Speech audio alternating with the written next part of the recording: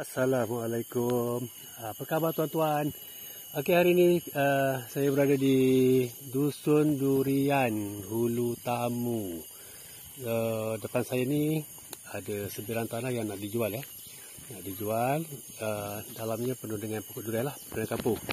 Tengok semua pokok durian. So sampai ke puncak sana. Kedudukan tanah ni bersempadanan pada hujung sana. Bawa sampai ke turun ke bawah, naik atas sikit, tencung sana lah. Tu cerita dia.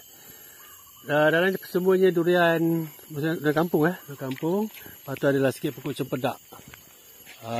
Durian semua dah ada hasil. Apa yang menarik tanah ni, untuk sampai ke tanah ni cuma keluar dalam 50 meter saja ke jalan tar di depan sana.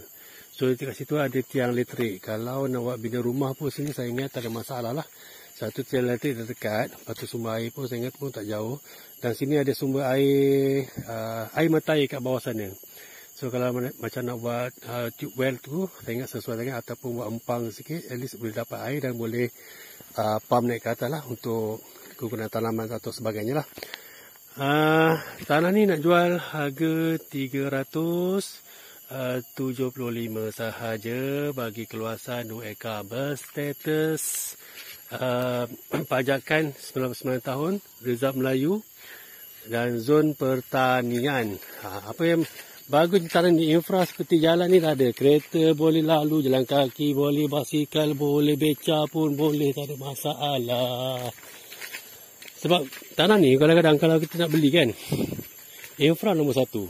Jangan tengok harga, tengok infra dulu. Kalau dah dapat ada tanah ada infra, harga murah, itu kira macam jackpot lah. Sebab nak buat infra ni, kos dia pun agak tinggi lah. Okay, tanah ni, dia membawa sampai ke puncak tadi kan. Kalau nak buat rumah ke atas sana, memang A lah. Dan adalah pemandangan yang sarjana mata memandang. Belah bawah ni, ni dia curam sikit.